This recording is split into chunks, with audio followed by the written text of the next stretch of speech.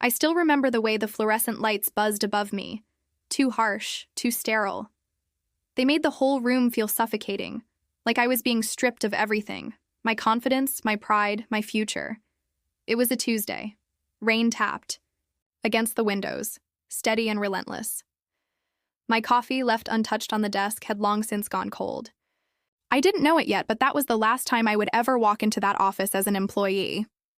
Carl had called a quick chat in conference room B, the one with glass walls where every meeting felt like an interrogation. I had been working tirelessly for months, staying late, taking on more than I could handle, always putting the company first. It had to be something important, right? I felt a sense of dread settle deep in my stomach as I made my way down the hallway. The door to the conference room swung open, and there he was, Carl, my boss. The man who always wore the perfect smile, who liked to tell everyone how lucky he was to have me on his team. But today, that smile was gone. His face was unreadable, like he had practiced this moment 1,000 times and was now just going through the motions. "Sit down," he said, his voice clipped. I took my seat, trying to ignore the way my hands trembled. I had a feeling something was off. The atmosphere was too cold, too formal. He wasn't looking at me. He was staring at the table as if it held all the answers. "Look," Carl started, his words slow, measured, as if choosing each one carefully. "I'm sorry, but we've been forced to make some cuts. The company is restructuring and—" He paused, finally meeting my eyes. Restructuring. I could feel the word hit me like a slap in the face. My chest tightened. It felt wrong. It didn't make sense. "I'm letting you go," Carl continued, his voice now almost too soft. "I'm really sorry, but it's the company's decision. There's nothing I can do." My breath caught in my throat. I wanted to scream, to demand answers, to fight back. But all I could do was sit there, numb, as his words echoed in my mind. Letting me go. After everything I had done, the late nights, the countless sacrifices, this wasn't how it was supposed to go. I had worked my ass off for this company. No, for him. My heart raced, and I could feel the anger rising within me, threatening to boil over. He couldn't just do this, not after everything, but I had to hold it in.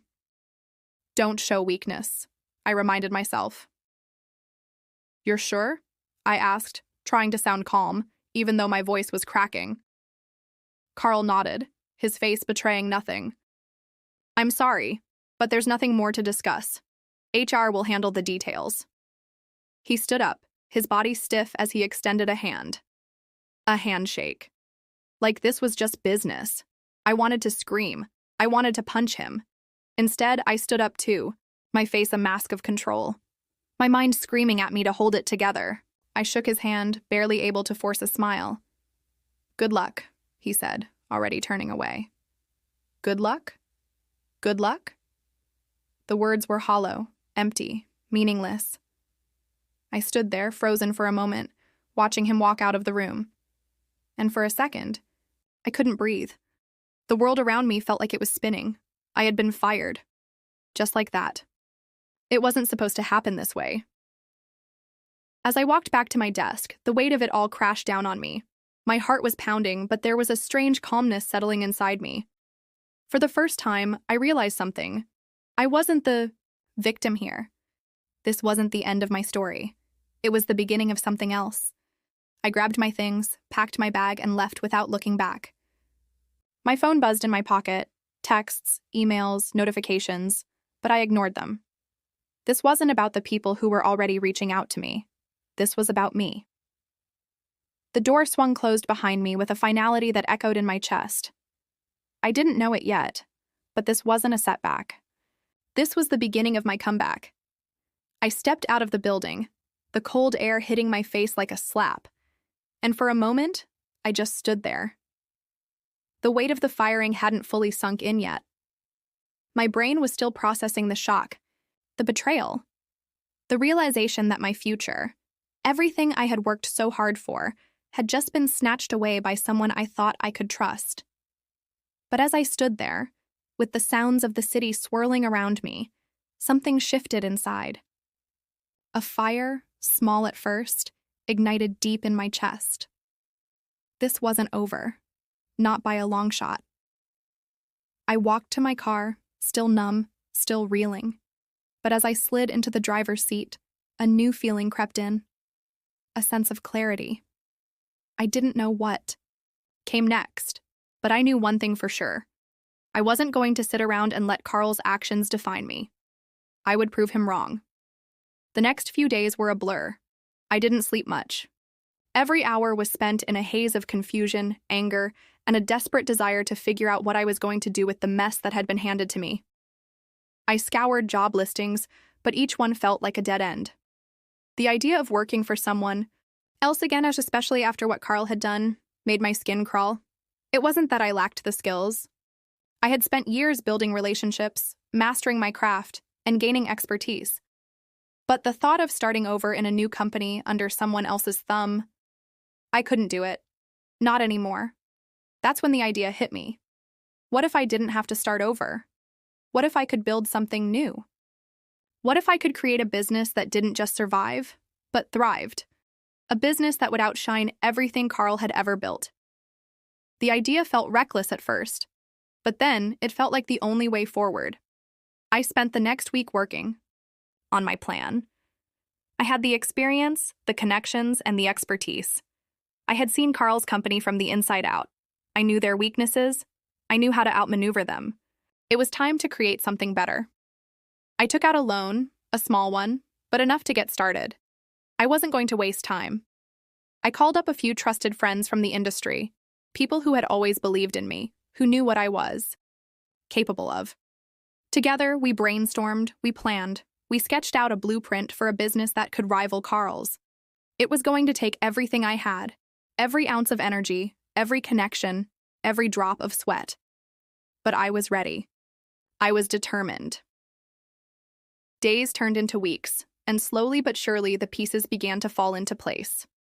I leased office space, hired a small but dedicated team, and began to network with potential clients. I wasn't just building a company, I was building a legacy.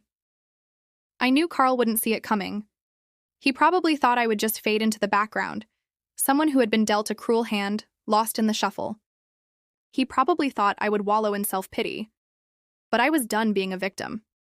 I was going to take everything I had learned and use it to build something far greater than he could ever imagine. The more I worked, the more I realized just how much I had learned during my time at Carl's company.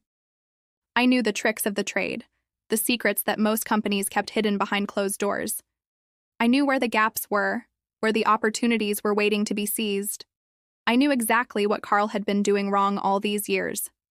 The passion I had once poured into his company was now being poured into mine. I wasn't just building a business. I was building something that would make him regret ever firing me. I didn't need his approval anymore. I was going to make it on my own, and I was going to do it better. As the weeks passed, I began to gain momentum. Clients, once loyal to Carl's company, started to notice the work I was doing. Word spread. Slowly but surely, I was building my own reputation, my own brand, one step at a time. It felt good. It felt right. And then, one day, as I was finalizing a deal with a new client, I received a call. It was from one of my old contacts at Carl's company. "You're making waves," she said, almost breathless. "People are talking." I smiled, my heart racing with anticipation. The wheels were already turning. Carl wouldn't know what hit him, but that was just the beginning. It wasn't long before the rumors about my new venture started to spread. At first, it was just whispers, small, hesitant comments from people in the industry, barely registering as anything more than curiosity. But as the weeks went by, the whispers grew louder. Clients, once loyal to Carl's company, were starting to ask questions. They were reaching out to me directly. My little startup was no longer the underdog. It was a legitimate contender. I couldn't help but feel a rush of satisfaction. All the late nights, the endless planning, the sacrifices, it was paying off. The calls came in, one after the other. My team grew from 3 people to 10, and the office that had once felt so small and cramped now felt like a bustling hub of energy. Every deal I closed, every new client I secured, was a blow to Carl's company, a reminder of who he had fired, and who had come back stronger than ever. But with that success came something else: pressure. I had always prided myself on being a strategist. I knew how to maneuver through difficult situations, how to read the market and adjust accordingly. But this was different. This wasn't just about building a business. This was about taking down a giant. Carl wasn't going to sit by idly while I outgrew him. I knew that. And yet every time I saw his company's name in the news, I couldn't help but feel a spark of defiance. He was watching, and I was ready. At first, the competition felt distant. My team and I were so focused on scaling, on establishing ourselves as a legitimate force in the industry, that I didn't have time to think about Carl. But then, the first attack came. I got a call late one night.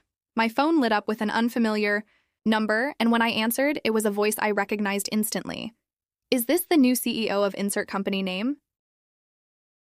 Carl's voice was smooth, but there was an edge to it that I couldn't ignore. I clenched my teeth. He's going to try and intimidate me, I thought, but I wasn't going to give him that satisfaction. "Yes, it is," I replied, my tone steady. "What can I do for you, Carl?" The day I had been anticipating and dreading finally arrived. I had built my business from the ground up, step by step, with every ounce of my energy and focus. I had outsmarted Carl at every turn, but I knew he was about to play his trump card. It started with a message, a single email, late at night, from an anonymous source. It was a tip-off about Carl's next move. The subject line read, "Watch your back." I clicked open the email with trembling fingers. The contents were shocking. Carl had apparently hired a team of aggressive lawyers, and they were preparing to launch a series of lawsuits against my company. He was going to claim that I had stolen proprietary information using insider knowledge to create my business. The accusations were false, but they were the kind of dirty tactics that would be hard to fight in court. Carl knew exactly how to manipulate the system. I read the email again, my heart sinking. This wasn't just about business anymore. This was about ruining me. I paced the room, trying to control the growing panic inside me. I had worked so hard to get here. I couldn't let him take it all away. But I also couldn't deny it. He was playing dirty. The next few weeks were going to be critical. The stakes had never been higher. I immediately called a meeting with my legal team, my most trusted advisors, and my top employees. The look in their eyes told me everything I needed to know. We were all in this together. "Carl thinks he can break us with these lawsuits," I said, standing in front of them. "But we've got something he doesn't, the truth. And we're not going to back down. We're going to fight back harder than he ever thought possible." I could see the fire in their eyes, the same determination I felt. This wasn't just about surviving anymore.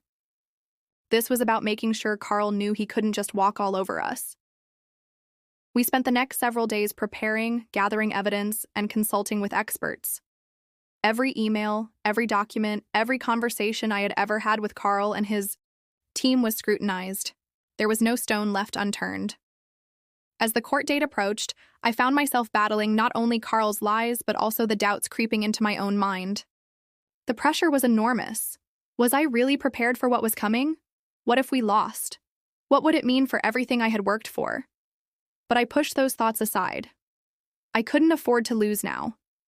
The courtroom was packed when we finally faced off. Carl walked in with his team of expensive lawyers, his face set in a smug expression.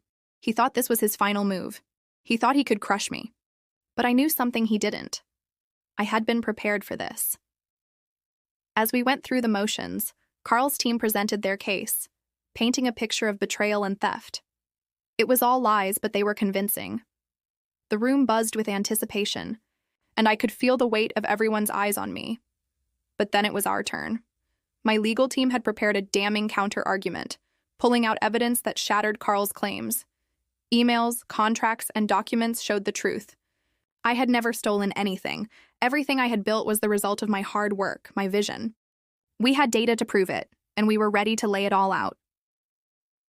The moment the first piece of evidence was introduced, Carl's confident facade began to crack. I could see it in his eyes. The doubt, the realization that his carefully crafted lies were falling apart.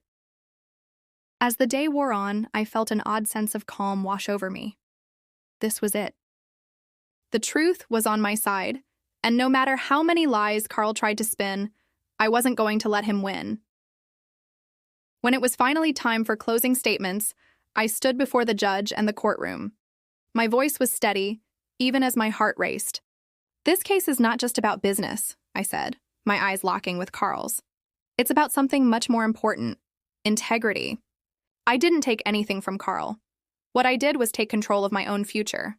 I fought for what was mine, and I built something better. That's the truth. I looked around the room at the faces of the jurors and the judge. They were listening. They understood. And then, the moment of truth arrived. The judge left to deliberate, and the weight of the silence in the courtroom felt suffocating. I could feel Carl's eyes on me, but I didn't look back. I had already won in my heart. After what felt like an eternity, the judge returned. "The court finds in favor of the defendant," he declared. "The claims against insert your company name are unfounded." The room erupted into chaos. I couldn't believe it. We had won. Carl's face was pale. He had underestimated me, underestimated my resolve. As he stood up to leave, I caught his eye.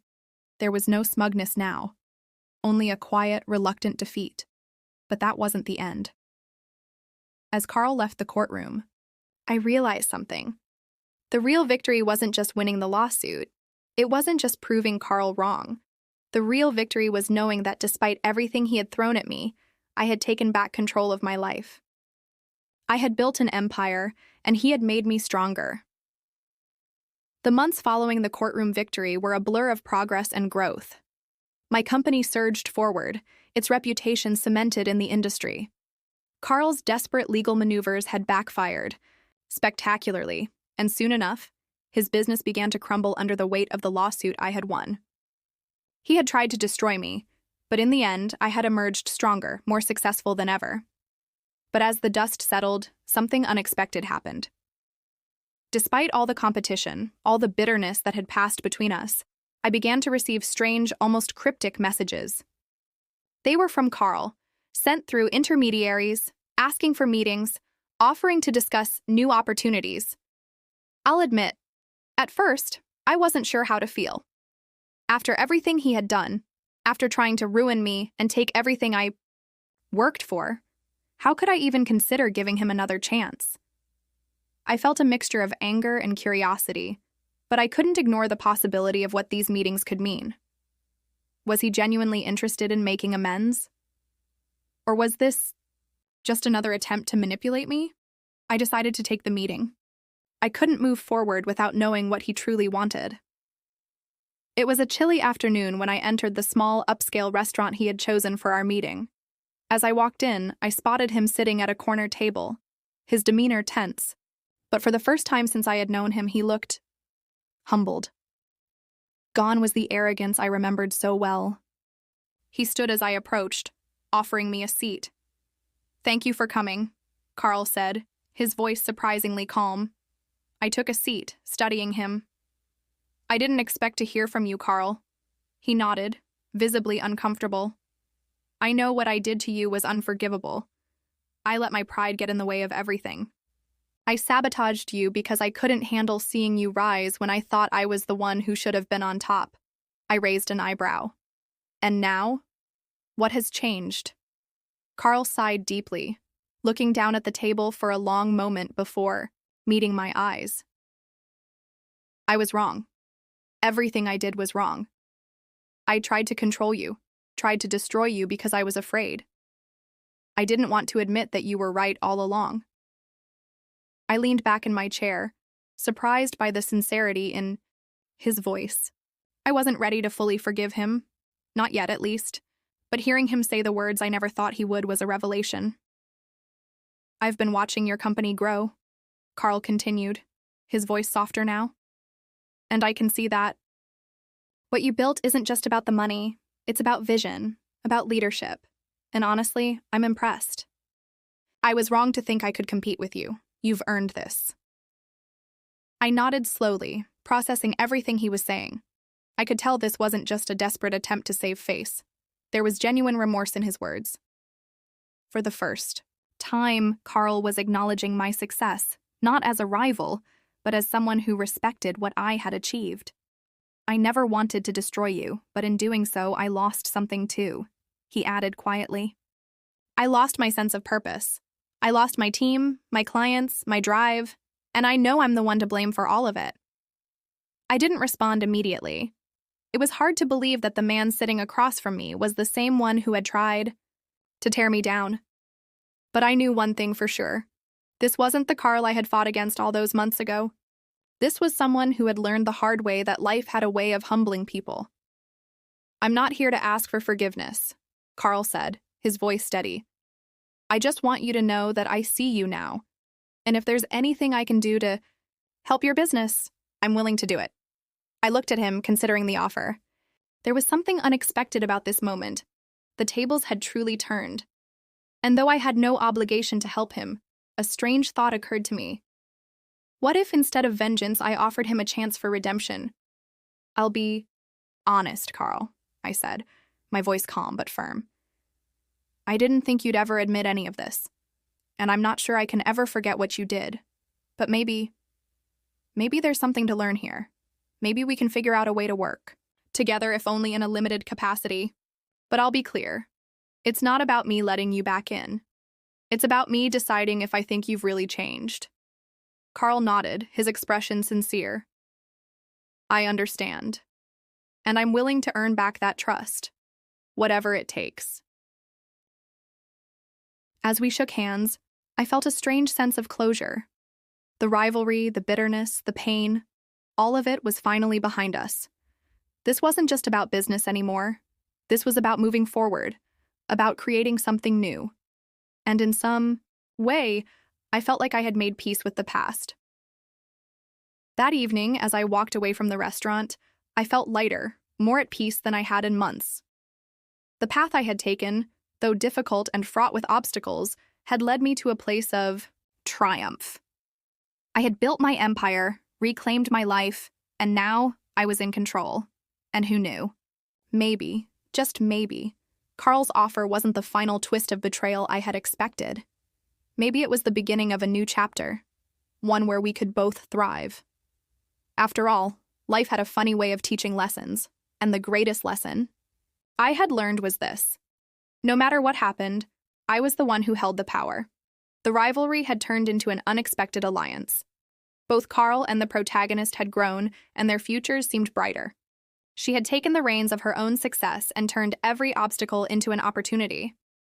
In the end, she had not only taken her boss's job, but also paved the way for her own redemption.